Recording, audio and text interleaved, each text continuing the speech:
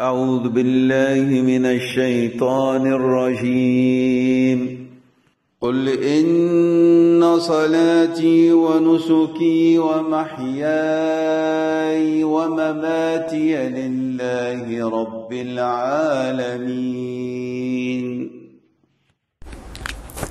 بسم الله الرحمن الرحيم وصلى الله وسلم وبارك على سيدنا Muhammad wa ala alihi wa ashabi ajma'in. Mes frères, mes sœurs, que la paix de Dieu soit sur vous et que sa bienveillance et sa bienveillante attention vous accompagne et qu'il vous accorde son amour et sa proximité.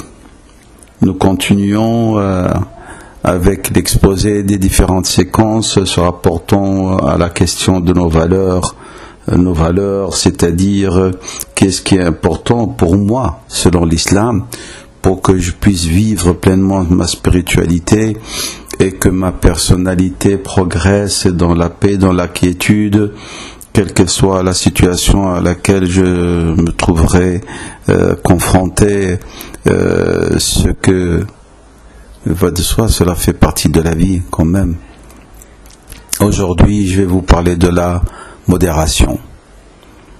La modération, c'est une question qui est en rapport avec une certaine sagesse qu'on acquiert, une manière de fonctionner sans excès, c'est d'avoir de la pondération, de la retenue, c'est le fait de s'éloigner de tout excès. Et l'excès, ce sont les extrémités en vérité, de toute chose, dans toute attitude, dans tout comportement. Et lorsqu'on parle donc de la modération en islam, c'est-à-dire clairement il s'agit du rejet de toute forme d'extrémisme, mais aussi de laxisme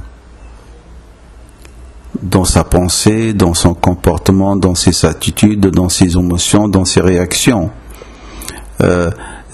Point d'extravagance et point de négligence. Donc il s'agit quand même au niveau de la spiritualité d'acquérir une attitude où le comportement est éloigné de tout excès. Et cela, c'est le fait en vérité de se placer à la lumière de la foi au centre, entre deux postures, et dans les principes même de se situer au juste milieu. Ce qui est l'une des caractéristiques de notre religion et que notre religion nous éduque à acquérir pour que ce soit l'une des caractéristiques de notre personnalité.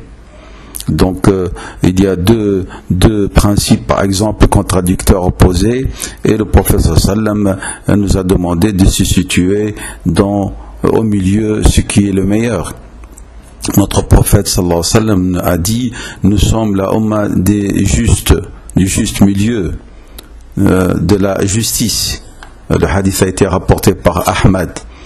Donc la pondération ou la modération ou le juste milieu, comme j'ai dit tout à l'heure, veut dire se situer dans une situation où il y a de l'équilibre. Et c'est le fait, comme j'ai dit, de se tenir fermement dans une attitude où il n'y a pas d'excès vers l'une ou l'autre position. Mais cela ne veut pas dire la fuite en avant devant les problèmes. Et ça ne va pas dire fuir les difficultés pour chercher la facilité. Non, la modération ne veut pas dire qu'il y a absence de position. Mais en vérité, c'est l'expression de cet état d'équilibre au niveau de sa manière d'être, de manière de se comporter dans toute situation. Cette modération que nous avons dit, on va l'appeler aussi en arabe, on appelle en arabe al-wasati, c'est le juste milieu, veut dire aussi un équilibre entre les besoins et les attentes du corps et les besoins et les attentes de notre âme. entre ce qui est nécessaire pour notre vie sur cette terre, mais aussi ce qui va nous garantir un devenir éternel heureux dans l'au-delà. C'est aussi un juste milieu entre l'utopie et une image utopique des choses, mais entre la réalité aussi.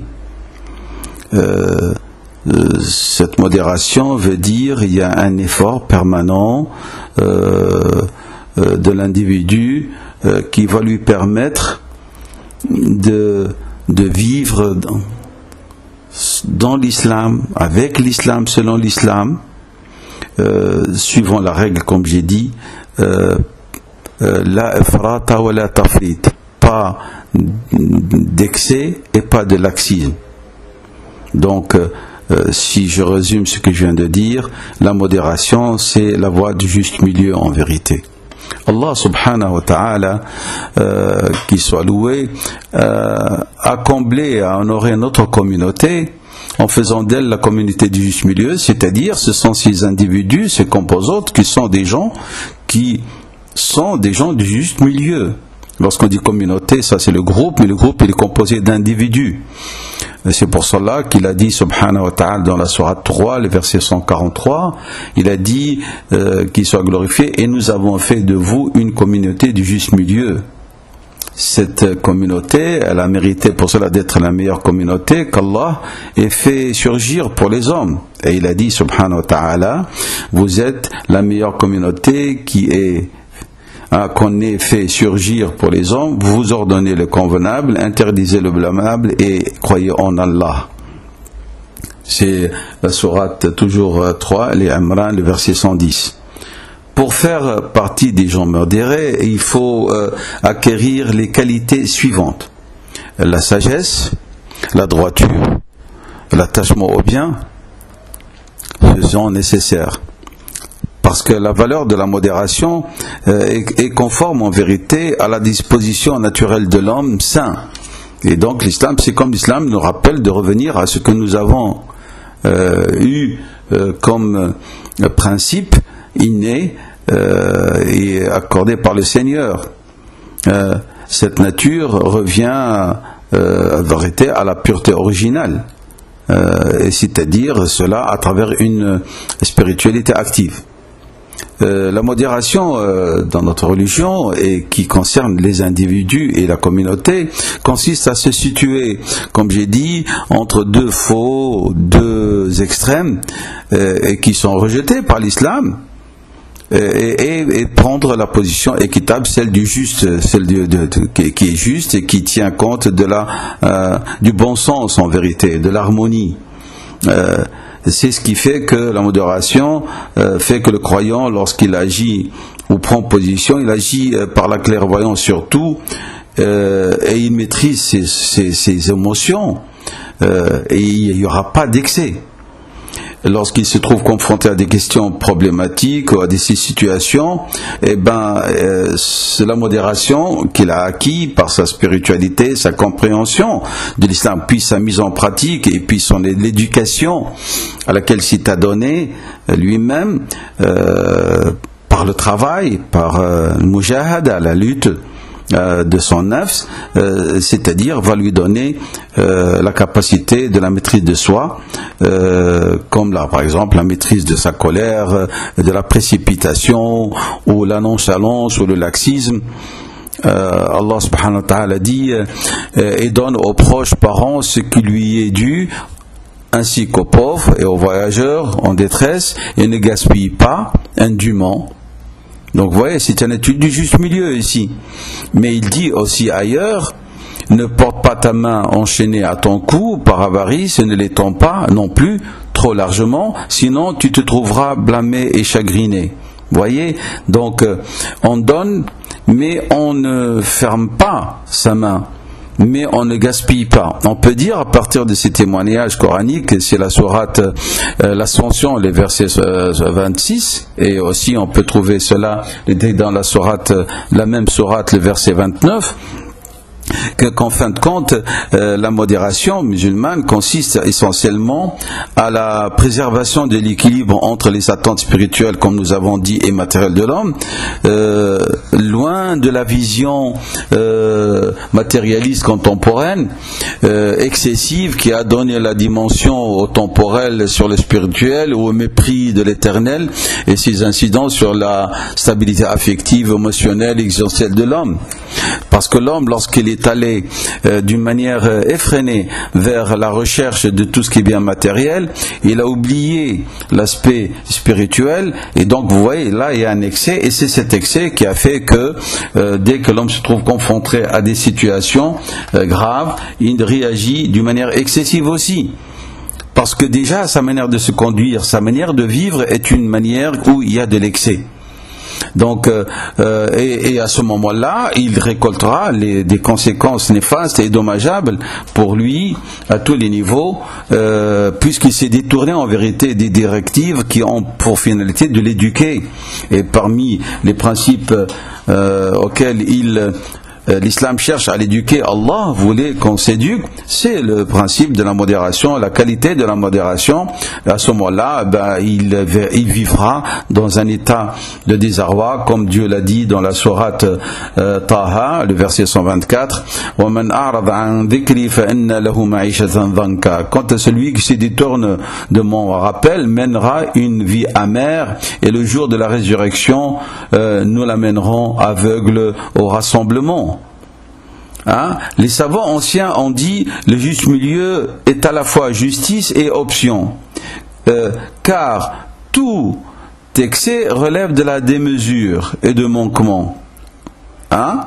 Il est de la démesure et toute, comme j'ai dit, tout cela est synonyme de quoi? De négligence ou de manquement. Or l'exagération, tout comme la négligence, sont une déviation du droit chemin. Elles sont donc un mal condamnable, et l'option serait quoi en fin de compte? Serait alors de se situer au centre de ces deux extrémités de cette même chose, c'est-à-dire le juste milieu. Ainsi, mes frères, mes sœurs, la modération permet quoi? Elle permet en vérité de faire la part des choses et d'aspirer et de tendre vers le meilleur. La modération entre les attentes du corps et leur satisfaction et la purification de l'âme par l'élévation spirituelle. Hein, c'est ce que Dieu subhanahu wa ta'ala nous dit clairement dans la sourate Les Récits, le verset 77. وَابْتَغِ فِي مَا آتَاكَ اللَّهُ الدَّارَ الْآخِرَةَ وَلَا تَنْسَ نَصِيبَكَ مِنَ الدُّنْيَا وَأَحْسِنْ كَمَا أَحْسَنَ اللَّهُ إِلَيْكَ.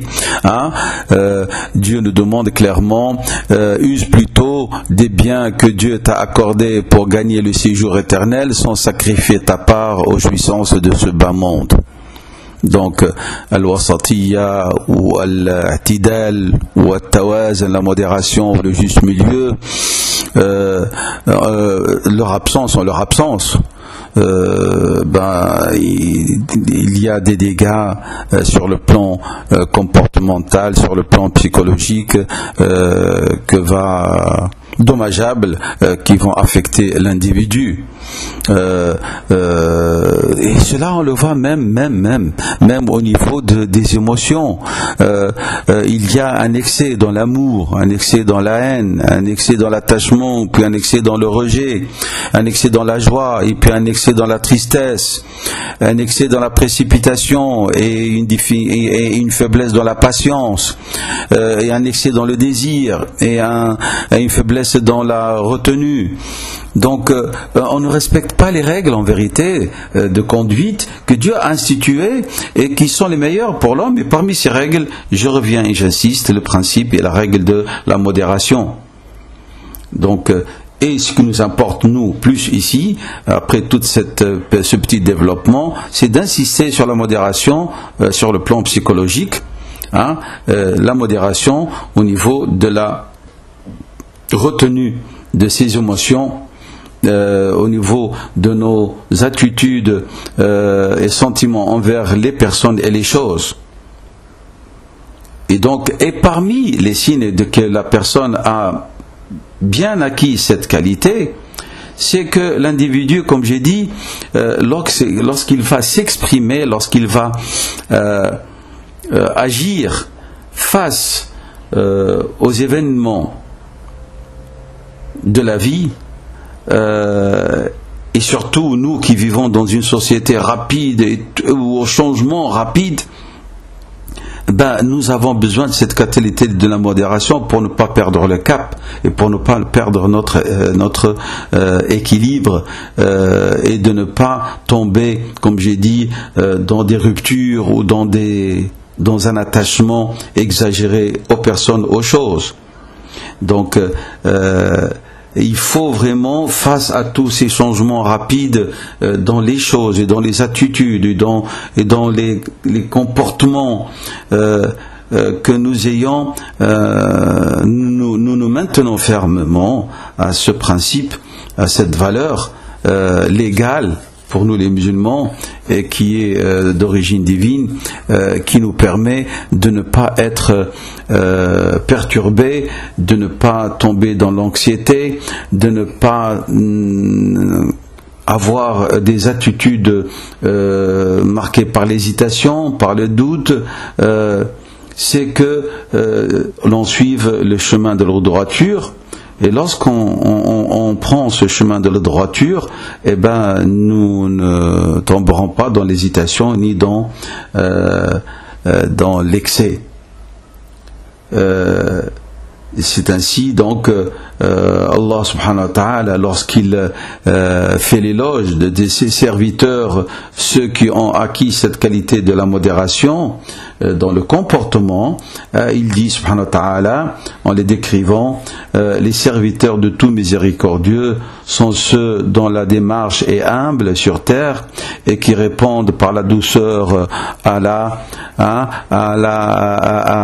parole blessante des insensés. C'est la sourate, le discernement, le verset 64. Ceci est un élément important pour nous, croyants, musulmans, dans notre développement spirituel. C'est que nous sommes toujours conscients de nos actions.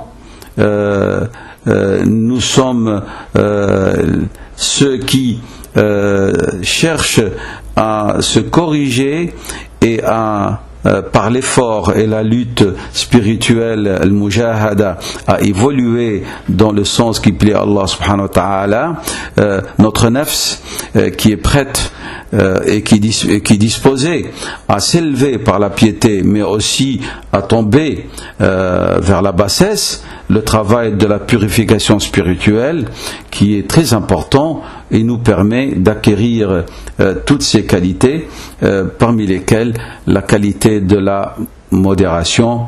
Allah subhanahu wa ta'ala, il parle, il nous invite à ce travail en permanent, et il a dit subhanahu wa ta'ala, en nous montrant que c'est la voie de la réussite dans ce bas monde et dans l'au-delà. Wa nafsin wa ma sawaha fa alhamaha fujuraha wa taqwaha qad aflaha man zakkaha wa qad khaba man dassaha. Et par l'âme, et celui qui l'a façonné et lui a inspiré sa turpitude et sa piété, aura le succès très certainement celui qui cherche à la purifier, et il sera en perdition celui qui l'a souillé. Qu'Allah subhanahu wa ta'ala nous aide à vivre nos valeurs, à les acquérir et à les vivre pleinement, parce que c'est le moyen réel pour pouvoir marquer son passage sur cette terre avec réussite et paix et quiétude. Wassalamu alaikum wa rahmatullahi wa barakatuh.